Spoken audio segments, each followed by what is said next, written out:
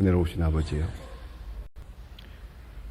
오늘 아침에도 비가 오는 아침이지만은 저희들이 주례를 따라 주님 앞에 나와 찬송하며 기도하며 하나님의 말씀에 귀를 기울이며 거룩하신 능력과 그 사역과 내게 향한 사랑을 확인하면서 이 아침 다시 열게 하시는 그 크신 은혜를 진심으로 감사드립니다. 잠들 때는 마치 죽은 자와 같은 사람들입니다마는 주께서 저희의 생명호흡을 지켜주시고 영혼을 지켜주셨다가 다시 이렇게 마치 살아난 것처럼 깨어 거룩한 성전을 향해 달려 나올 수 있게 해주시는 그 신은혜를 진심으로 감사합니다. 병마 많은 세상에 하루살이처럼 살아가고 있지만은 만큼 건강을 지켜 살아갈 수 있게 해주심을 감사합니다. 우리의 마음을 어지럽히는 많은 사건들이 있습니다. 그 어느 하나 소망적인 것은 없고, 그리고 들리는 것, 보는 것, 우리가 부딪히는 일이 다 우리의 마음을 낙심케 하고 힘들게 하고 있지만은 이 모든 것을 넉넉히 이기고 오늘도 주를 찬송할 수 있게 하시며 주의 거룩하신 저 앞에 있는 약속을 바라보며 기쁜 마음으로 찬송을 부르게 하시오니 이 크신 은혜를 진심으로 감사합니다. 어려운 자에게 지혜를 주시고 그렇게도 약한 자를 강하게 하셨습니다. 흔들리는 세상에서도 흔들리지 않는 믿음을 가지고 이렇게 주 앞에 나옴을 진심으로 감사합니다. 우리의 날이 얼마 앞에 있는지 알 수 없지만은 주님이 불러 요단을 건너가는 그날 아침도 이렇게 하나님 앞에 나올 수 있도록 끝까지 인도해 주시기를 기도합니다. 우리의 기도가 하나님의 보좌를 움직일 수 있게 하시고 우리의 생활이 기도 응답의 현실이 되게 하여 주시옵소서. 하나님 아버지, 주의 뜻은 뜻이 이루어질 줄로 믿고 있습니다마는 때로 우리는 그 뜻의 깊음을 몰라서 원망하고 낙심할 때도 많습니다. 주여 성령으로 감화하시고 말씀 가운데 여하사 확실하게 주의 귀한 뜻을 알고 깨닫고 감사하며 기뻐하며 순종하는 그런 믿음의 생활이 되게 하여 주시옵소서. 오늘도 저희 교회가 교회된 분을 다하게 하시고 하나님께 영광 돌리게 하시며 또 주신 모든 기관들이 주의 뜻을 위하여 충실하게 충정되게 섬기게 하옵소서. 주여 이름도 없이 빛도 없이 수고하는 많은 일꾼들 그 거룩한 수고를 기억해 주시옵소서.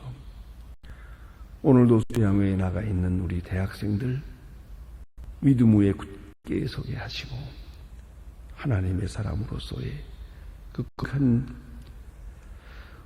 말씀을 듣고 순종하는 귀한 훈련을 잘 감당하는 중에서 일생 동안 그 마음에 깊이 간직하고 좌우명이 될 수 있고 사회의 지침이 될 수 있는 귀한 경험을 할 수 있게 하여 주시옵소서. 호렙산 기슭에서 모세를 부른 것처럼 당의 자녀들 하나하나를 불러주시고 개별적으로 만나 주시옵소서. 하나님 아버지, 저희 교회에서 행하고 있는 모든 사업들이 하나님의 사업을 직결되게 하시고 피곤하지 않게 하시고 지치지 않도록 도와주시옵소서. 큰 영광을 드러내게 하옵소서. 주여 이 나라와 이 민족을 긍휼히 여기시옵소서. 지금 전에 없는 큰 문제에 붙어서 우리가 시달리고 있습니다. 주여 이 민족의 방향을 인도하시옵소서. 대통령과 지도자들에게 바른 총명과 바른 판단력을 주시고 이 혼란한 시국을 바로 이끌어 나갈 수 있는 능력을 더하여 주시옵소서. 주여 기도하옵는 것은 온 국민이 한 마음 한 뜻 되게 하시고 그릇된 삭을 버리고 주 앞으로 돌아오며 사치와 방종과 이기적인 생각에서 벗어나 주의 거룩한 뜻을 따라가게 하옵소서. 자비하신 주여, 이 어려운 세대에 귀하게 쓰여지는 선교적인 그런 차원에서 소중한 민이 되게 하여 주시옵소서. 북녘 땅에도 자유 평안을 주시고 가난과 억압과 굶주림에서 속히 건져 주시옵소서. 오나온 우리에게 맡겨준 일들을 잘 감당하게 하소서. 고아들을 돌보는 일이나 특별히 환자를 돌보기 위해 세우는 병원이나 그리고 과학기술대학을 계획대로 잘 진행해서 이로 인하여 하나님의 영광 되기도 하고 굳게 닫힌 북한 문을 여는 크게 기여하는 역사가 있어지게 하소서. 자비하신 주여, 오늘도 해외에 있든지 여행 중에 있는 사람들, 군 나가 수고하는 젊은이나 유학생들, 수험생들과 공부하는 자녀들 하나님의 마음속에 하나님 함께 계셔서 믿음 위에 굳게 서고 흔들리지 않도록 지켜주시소서. 우리가 저들을 위해서 기도합니다. 저들도 기도하는 사람에게 하옵소서. 오늘도 병중에 있는 자와 슬픔을 당한 가정 이리 응원해 주시기를 바라며 주의 이름으로 모이는 모임마다 주님 함께 계시고 그 거룩한 능력과 그 사랑이 우리의 모든 생활 속에서 확증되는 아름답고 귀한 하루가 되게 하옵소서. 좋은 소식을 전하기도 하고 가장 기쁜 소식을 듣는 은혜의 날이 되게 하옵소서. 예수님의 이름으로 기도드립니다. 아멘. 하나님의 말씀은 계속해서 우리 사도행 15장 이어지겠습니다. 오늘 1절로 5절까지 보겠습니다. 사도행전 15장 1절로 5절입니다.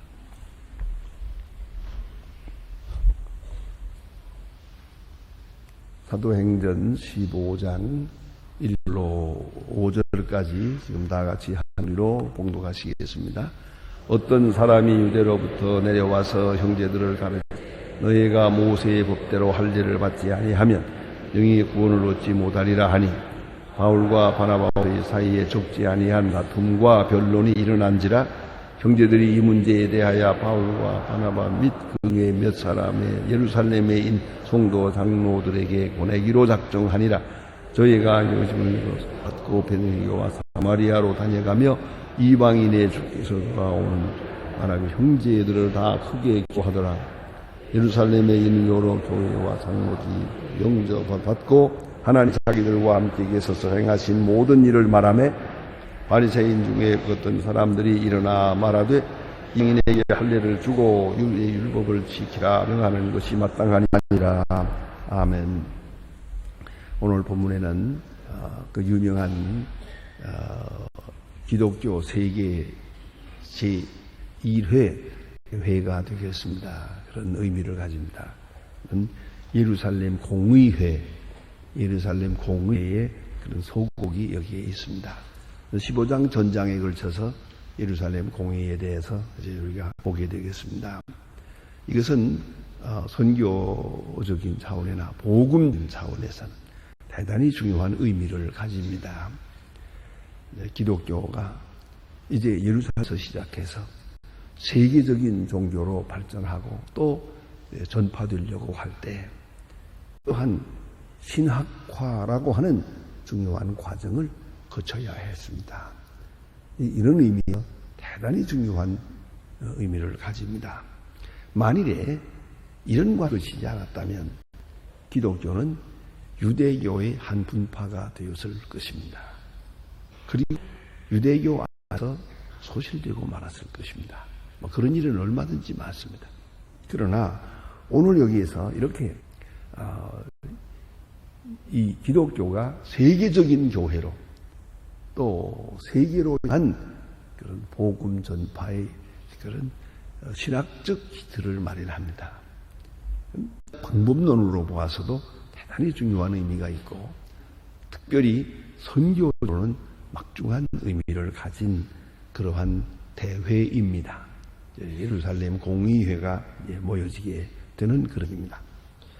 바울과 바나바가 1차 전도 여행을 마쳤습니다. 그리고 다시 두 번째 2차 전도 여행을 떠납니다. 그러면 1차와 2차 사이에 예루살렘 공의회라고 하는 회의가 모입니다. 거기서 재정비하게 됩니다. 다시 말하면 1차 전도 여행을 하면서 이 다른 문화, 유대 사람들이 아닌 이방 사람들에게 복음을 전할 때 거기에 많은 도전을 받게 됩니다. 그런 도전받고 생겨진 문제들을 이제 성경적으로 혹은 신앙적으로 이것을 풀어야 합니다. 해석을 내려야 됩니다.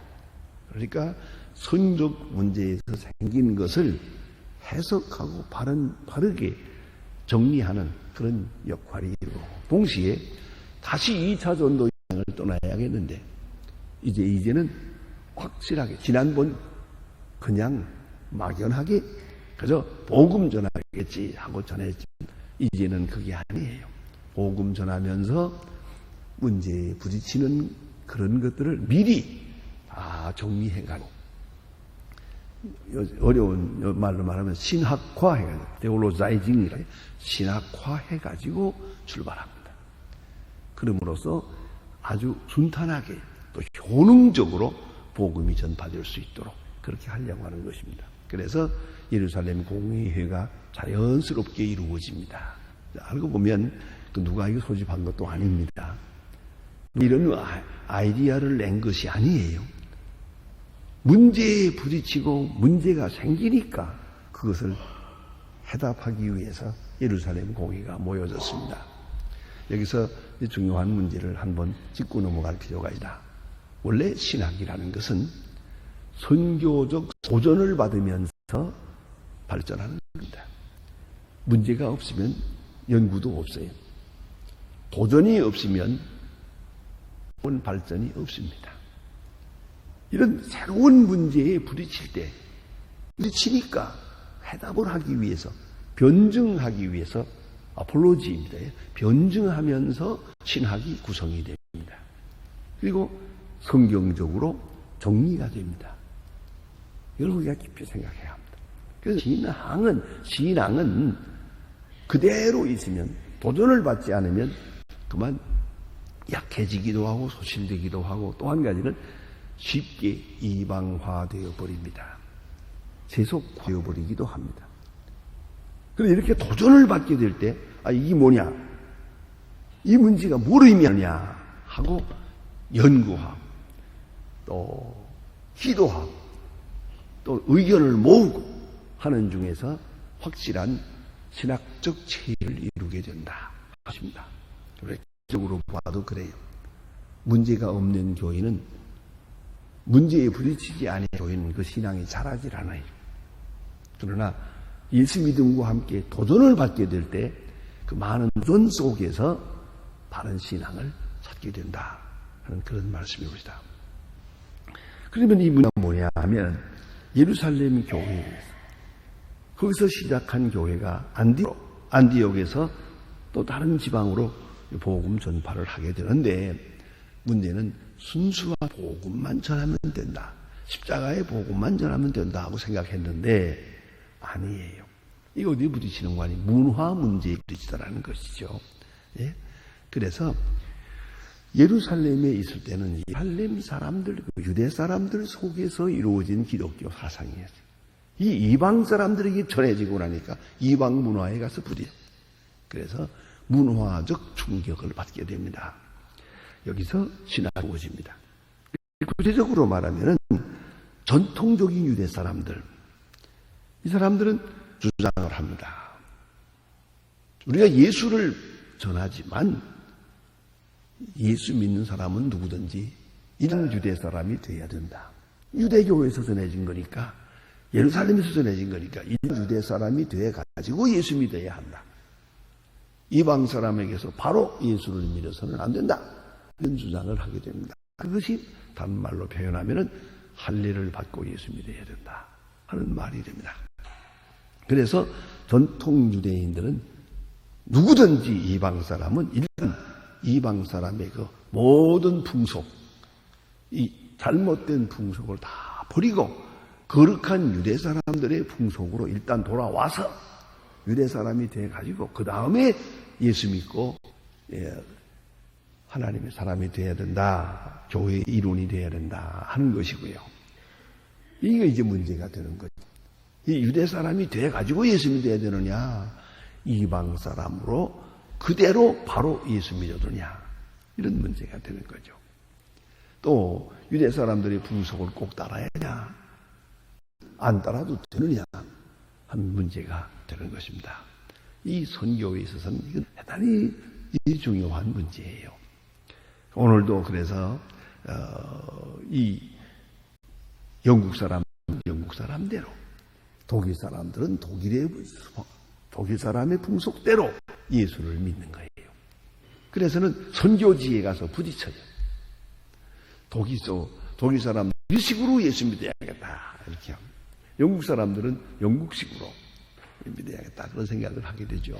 제가 중국에 아주 오래전에 15년 전에 그때 갔을 때 중국에 있는 몇 교회를 돌아보고 놀란 것은 교회 베이징에 예배당을 교회는 열었어요.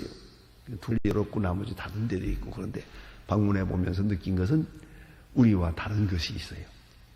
왜냐하면 그 건축 양식이나 예배당 안에 들어가서 보면 완전히 우리와는 다르요. 왜냐하면 영국서 영국에서 전해줬기 때문에 영국 교회의 냄새가 나요. 그리고 아주 그 예배 의식이 굉장히 아주 장엄한 것을, 아하, 이게 영국 사람들이 와서 선교를 했기 때문에 됐구나 그런 생각했습니다. 그렇게 그 선교사가 전해줄 때 자기네 풍속대로 하게 되거든요. 물론 장당히 고려하고 수정한다고 하지만 그래도 그 냄새가 나죠. 그래서 유대 사람은 일단 선교하면서도 유대식으로 믿어야 되겠다라고 주장을 하게 됩니다. 그러나 선교로 나가서 직접 일하는 사람으로 볼 때는 그렇지 않아요. 이건 중요하지 않고 문화적인 문제는 중요하지 않다. 저들 형식대로 두고 우리는 복음만 전하고 내용적인 복음만 전하고 복음만 받아들이면 되는 것이다 하는 것이죠. 여기서 이 문제가 됩니다. 자, 오늘 한번 생각해 볼까요? 우리가 지금 새로 우리 처음 교회에 나오는 분들, 저희에서는 별로 그렇게 특별하게 환영하는 순서를 가지지 않습니다. 그것은 저 나름대로 생각한 거예요. 이 처음 나오는 분들이 좀 부끄러워하고 있어요. 또 여기 있는 이제 지성인들이 가능하면 자기 보고 처음 나왔구만요. 이런 그런 인사를 하거든요. 오래 믿은 척하고 앉아서 같이 예배 드리길 바래요. 그래서 자꾸 그렇게 처음다 그러면 꼭 좀 먼저 나왔다고 자기를 무시하는 것 같고, 그래서 오래 믿은 척하고 믿으려고 하는 그런 게 좀 있어요. 그래서 제가 처음 나온 사람 일어서세요 박수 치고는 안 한다고요. 근데 어떤 교회 가보면 그렇잖아요. 처음 나온 사람 다 불러서 세워놓고 박수 치고 이러잖아요. 그런가 하면 또 어떤 교회 가게 되면 저 아프리카를 가보면요, 거기는 박수만 치는 게 아니에요. 춤을 춰요. 그 사람이 너무 귀하니까 한 사람 붙들고 그 사람들은 반갑다 하면 춤추는 게 자기들의 풍속이니까 아주 흔들면서 춤을 춰요. 자, 그러면 어떻게 해야 돼요? 춤을 춰야 될까요? 말아야 될까요? 이게 문제가 되는 겁니까, 이게?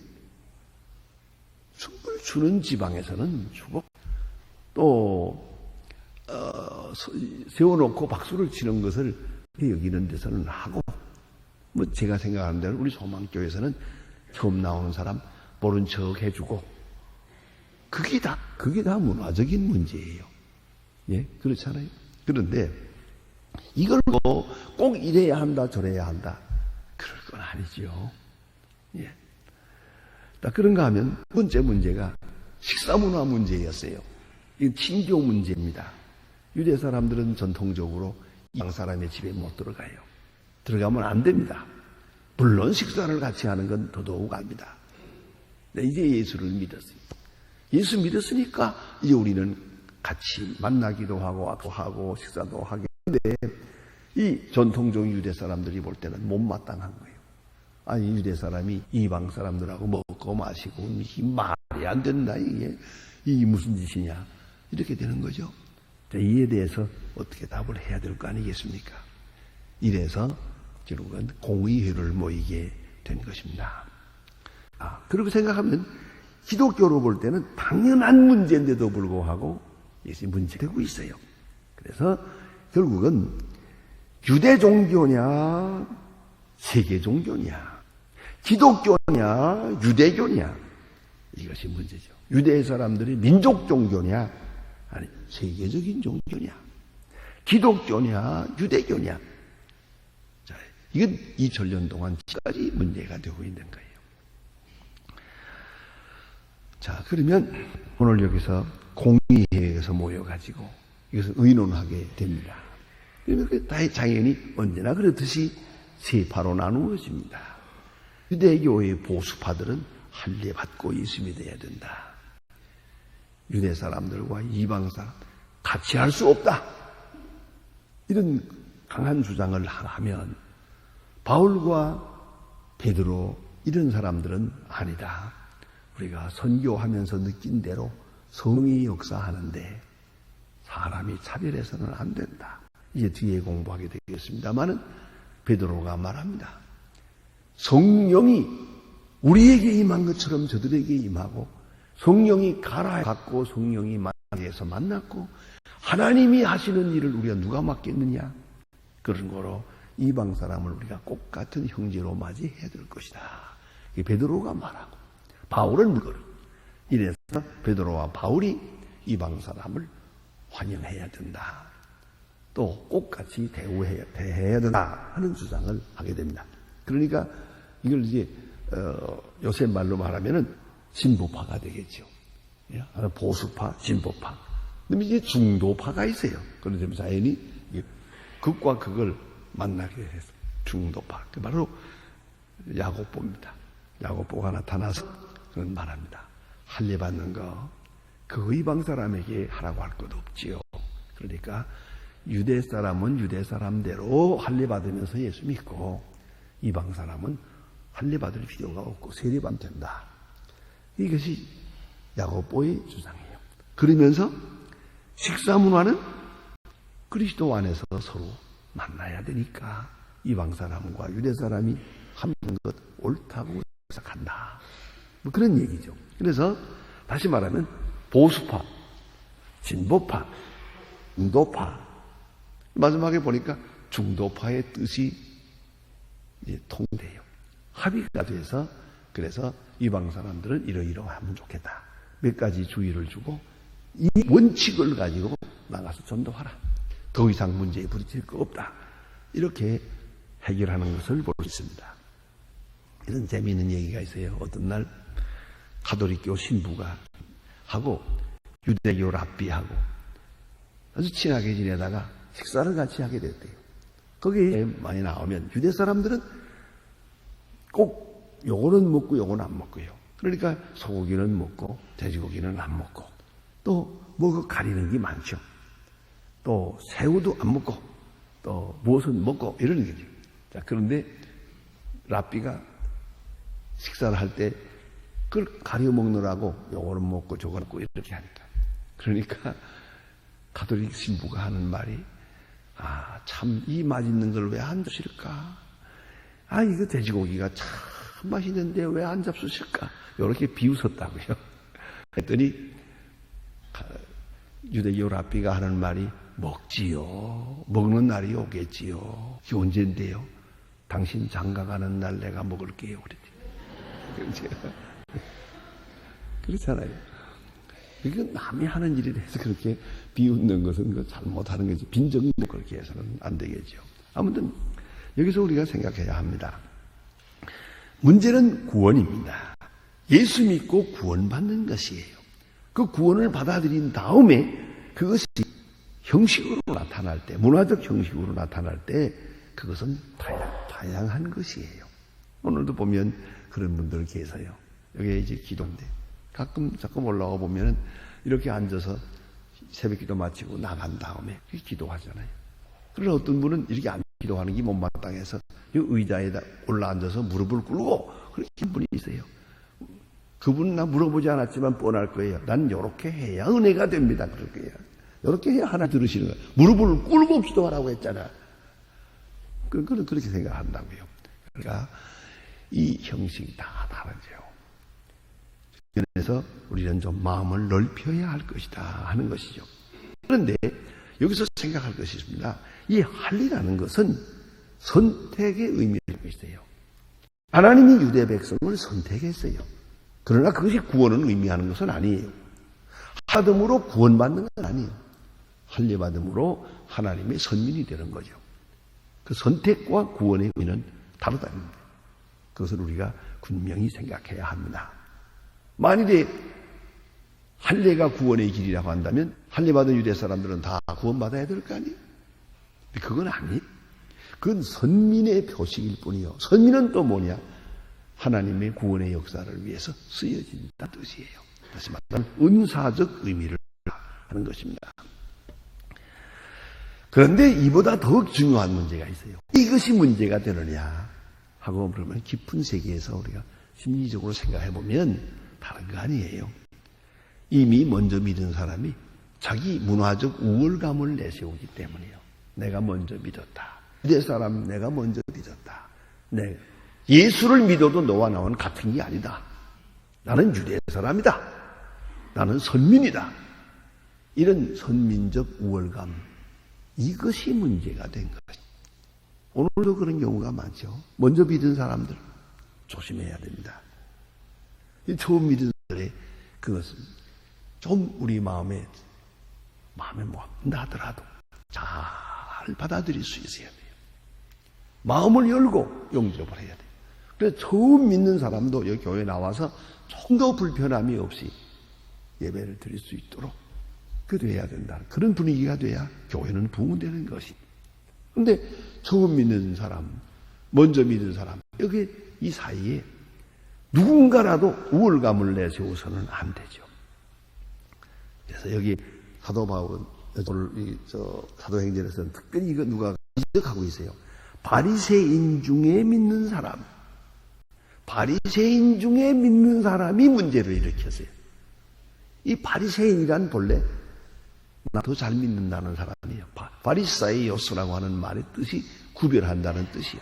너와 나는 다르다. 같다고 생각하지 마라. 난 너와 다르다. 그 다르다는 그런 의식, 그 사람들이 모임이 바로 바리새인이거든요. 근데 바리새적인 구별의식을 가진 사람이 예수를 믿었어요. 이런 다음에 또 구별하는 거예요. 같이 예수를 믿어도 너와 나는 다르다. 이런 구별의식, 그 뒤에 우월감이 있어요. 자기 우월감, 이것이 교회의 의미가 됐다는 것이죠. 그런 거로 무엇보다 중요한 것은 이런 우월감, 이것을 깨끗이 버려야 나도 변하고 다른 사람도 그리스도에게로 인도할 수가 있는 것이다. 복음에 대해서는 확실한 양보할 것이 없지만 문화적 형식에 대해서는 마음을 열고 받아들일 수 있어야 합니다. 그래야만 교회는 크게 부흥할 수 있는 것이야. 기도하십시다.